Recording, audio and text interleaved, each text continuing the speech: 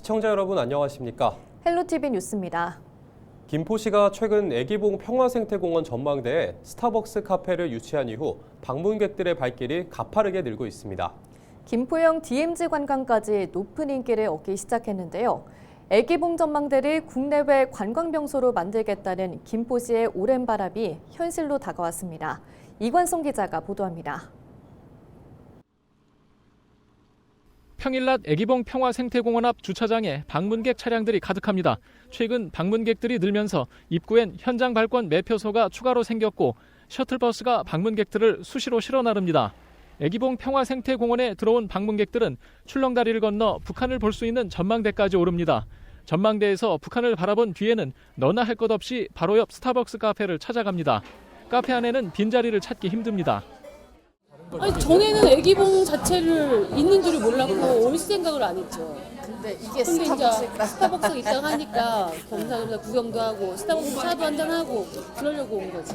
또 오시고 싶은 생각이 드세요? 아 그럼요. 저 지금 여기 오면서 아까도 우리 애들 데리고 와야 되겠다. 북한뷰 스타벅스가 들어선 이후 애기봉 평화생태공원을 찾는 발길은 가파르게 늘었습니다. 2023년 13만 명, 2024년 19만 명이 방문했던 애기봉 평화생태공원엔 올해 들어 지난 2월까지 벌써 6만 4천 명이 다녀갔습니다. 김포시는 올해 40만 명의 방문을 예상하고 있습니다. 방문객들이 늘면서 김포형 DMZ 관광도 높은 인기를 얻고 있습니다. 지난 3월 1일 김포시와 코레일 관광개발이 함께 내놓은 DMZ 평화열차 김포 코스는 오픈 이틀 만에 조기 매진됐습니다. 김포시는 여세를 이어 국내외 관광객들이 김포에 체류할 수 있는 관광 콘텐츠 개발을 확대하고 있습니다. 체류형 관광 상품도 추가로 개발할 예정인데요. 애기봉과 평화의 길을 연계한 테마 관광 상품을 지속적으로 개발하고 역사와 문화, 생태, 체험형 프로그램 등을 결합해서 관광객들에게 보다 깊이 있는 경험을 제공할 예정입니다. 애기봉 평화생태공원은 문화체육관광부가 주관하는 2025 계획 공모형 지역 관광개발 사업 공모에도 경기도 대표 사업으로 올라가 경쟁하고 있는 상황입니다. 오는 4월 최종 사업지로 선정되면 60억 원의 국비를 지원받을 수 있습니다. 김포시는 애기봉 평화생태공원을 접경지역 K관광을 넘어 글로벌 관광명소로 조성하겠다는 계획입니다. 헬로티비 뉴스 이관서입니다. 인천시 교육청이 올해 학부모 인천정책지원단을 새롭게 위촉하고 교육정책 협력의 새 출발을 알렸습니다. 지난 2021년 창단된 학부모 인천정책지원단은 모니터단과 영상제작단, 자치활동지원단 등의 활동을 하며 교육정책 개선에 기여해 왔습니다. 올해도 학부모 교육 참여 활성화와 학부모 자치 확대, 교육정책 모니터링 강화를 중심으로 인천교육 발전을 지원할 예정입니다. 특히 올해는 지난해 65명보다 2배 가까이 증가한 126명의 학부모가 참여해 교육정책에 대한 높은 관심을 보였습니다. 부천시와 지역 백화점, 대형 유통마트가 지역 일자리 창출에 서로 협력하기로 했습니다. 부천시는 지난 7일 현대백화점 중동점과 롯데백화점 중동점, 이마트 중동점과 이마트 부천점 등 4개 민간기업과 지역 상생을 위한 일자리 창출 협약을 체결했는데요. 부천시와 각 업체들이 부천 일자리 센터를 통해 부천시 거주자 채용을 확대하기로 했습니다. 부천시는 이번 협약을 통해 약 500여 개의 일자리 연계를 예상하고 있습니다. 부평구가 올해로 7년차를 맞는 청년창업 재정지원사업 선정자 8명과 지원 약정을 체결했습니다. 선정된 청년 창업가들은 관련 공모에 참여한 26명 중 전문가의 면접 심사 등을 거쳐 최종 선발됐습니다. 초기 지원 분야에 선정된 5명은 1,200만 원을, 성장 지원 분야에 선정된 2명은 1,500만 원을 각각 지원받게 됩니다. 또 구는 많은 청년들이 창업을 하도록 올해부터 생애 최초 창업자를 위한 최초 지원 분야 1명을 선정해 1,000만 원을 지원하기로 했습니다. 한편 구는 상반기 내 부평구에 거주하는 39세 이하 예비 창업가를 대상으로 최초 지원 대상자를 추가 모집할 계획입니다.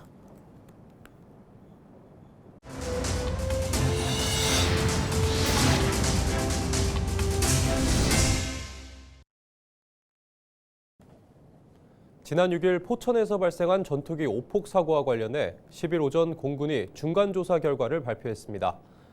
조사 결과 이번 사고는 조종사의 좌표 입력 실수와 미흡한 지휘 감독 등이 원인인 것으로 확인됐습니다. 공군은 조종사가 훈련 하루 전날 표적 좌표 입력을 잘못했고 훈련 당일 최종 점검에서도 오류를 인지하지 못했으며 폭탄 투하 직전 육안으로 표적이 확인되지 않았음에도 폭탄을 투하하는 등 3차례 재확인하지 않았다고 밝혔습니다. 또 지휘관과 대대장이 임무를 충분히 검토하고 세밀하게 지휘 감독을 해야 했지만 일반적인 안전사항만 강조했다며 지휘 감독의 책임도 인정했습니다. 공군은 이번 사고를 계기로 재발 방지 대책을 강화하고 피해 주민 지원에 최선을 다하겠다고 덧붙였습니다. 한편 지난 6일 한미 연합훈련에 참가한 KF-16 전투기 2대가 목표물과 약 10km 떨어진 민간 지역에 폭탄 8발을 투하해 수십 명이 다치고 100여 가구에 피해를 입혔습니다. 초유의 오폭 사고로 국민들의 평온한 일상을 무너뜨리고 다치게 하고 재산 피해를 입힌 점 머리 숙여 사과드립니다.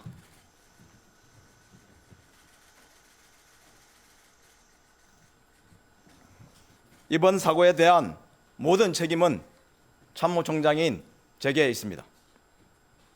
부족했던 부분에 대해 통렬히 반성하고 뼈를 깎는 각오로 잘못된 관행을 바로잡아 다시는 이런 사고가 없도록 하겠습니다. 전투기 오폭 피해를 입은 포천시 이동면이 특별 재난 지역으로 지정됐는데요. 김동연 경기도지사가 이에 대해 환영의 뜻을 밝혔습니다. 김 도지사는 이번 사고는 명백하게 국가의 규칙 사유가 있는 만큼 특별 재난 지역 선포는 당연한 것이라며 피해 복구와 진상 규명, 주민들의 조속한 일상 회복을 위해 국가가 최선을 다해야 한다고 강조했습니다. 앞서 도는 피해 지역을 특별 재난 지역으로 선포해 줄 것을 행정안전부에 요청한 바 있는데요. 이번 특별 재난 지역 선포로 피해 지역은 관련 법에 따라 구호 및 복구 비용을 지원받게 됩니다. 유정복 인천시장이 지방분권 개헌 공감대 형성을 위한 행보에 나섰습니다. 대한민국 시도지사협의회 회장인 유정복 시장은 지난 7일 국회의원 회관 대회의실에서 지방분권형 헌법 개정 국회 대토론회를 개최했습니다. 토론회 기조 발제에 나선 유 시장은 성숙한 자치와 분권 성장을 위한 지방분권형 헌법 개정 제안이라는 주제로 강연했습니다. 이 자리에서 유 시장은 개헌에 대해 국민적 합의가 이루어지고 있다며 정치권이 국민 목소리를 귀담아 들어 지금의 혼란을 막고 행복한 미래를 만들어야 한다고 말했습니다. 이어 이제 과감한 개헌으로 국민이 행복한 새로운 대한민국을 만들어가야 한다며 새로운 대한민국의 질서를 만들어가는 데 함께 해달라고 강조했습니다.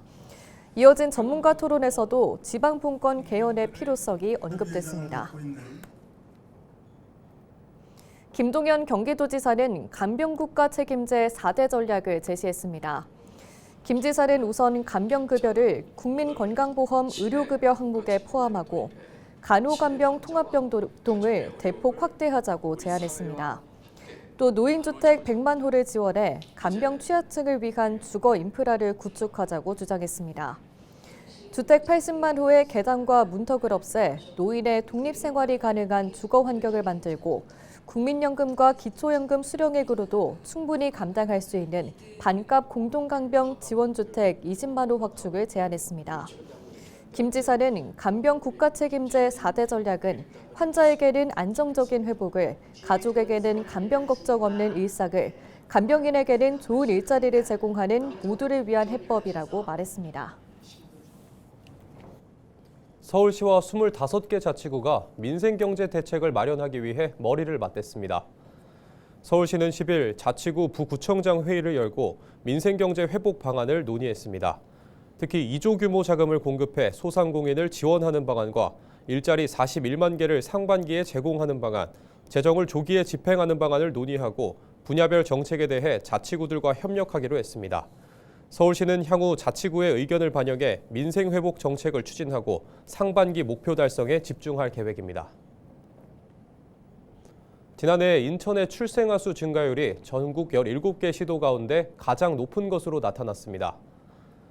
지난해 인천의 출생아 수는 15,242명으로 전년보다 11.6% 증가해 전국 평균 3.6%를 크게 웃돌았습니다. 이는 17개 시도 중 1위 기록입니다. 주민등록 인구 증가도 가장 많았습니다. 지난달 인천시 주민등록 인구는 302만 7,854명으로 전월 대비 4,205명 늘어 전국 17개 시도 중 가장 많았습니다. 이어 서울이 4,170명, 대전 835명, 세종 759명으로 증가세를 보였고 나머지 13개 시도는 감소했습니다.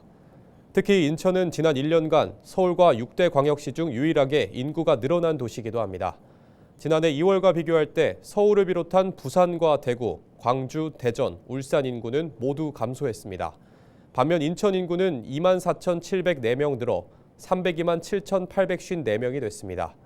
인구순 이동률에서도 인천은 지난 2021년 이후 마이너스를 기록하지 않았고 올해 역시 전국 1위를 유지하고 있습니다.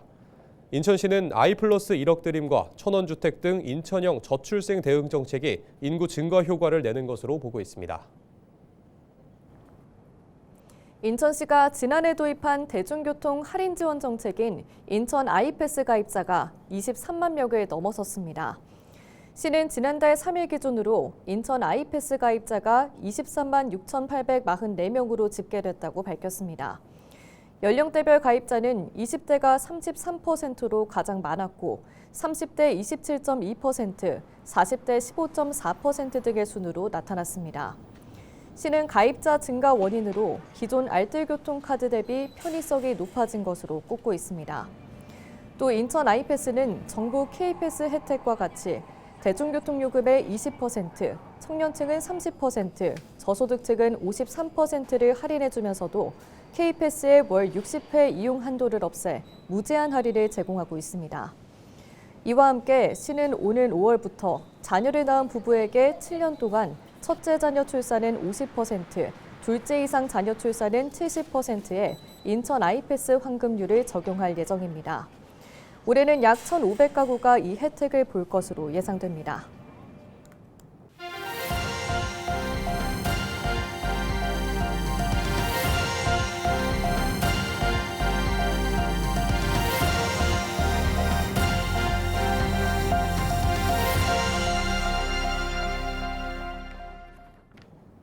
음주운전으로 2차례 경찰에 적발된 현직 시의원에 대해 인천시의회 윤리특별위원회가 출석 정지 30일 징계를 의결했습니다.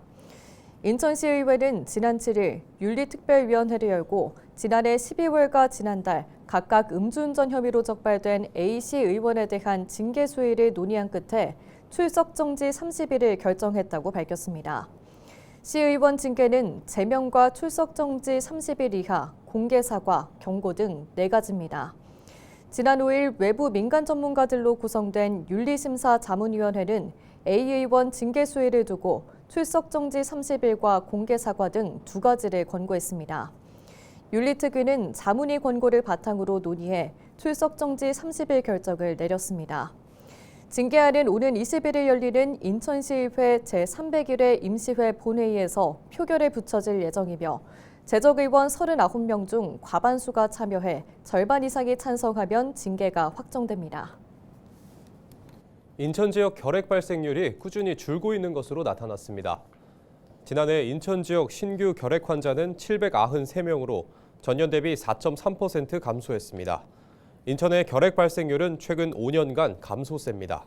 2020년 인구 10만 명당 44.6명에서 2021년 40.6명, 2023년 34.3명, 지난해 32.3명으로 집계됐습니다. 반면 65세 이상 신규 결핵 환자 비율은 늘고 있습니다.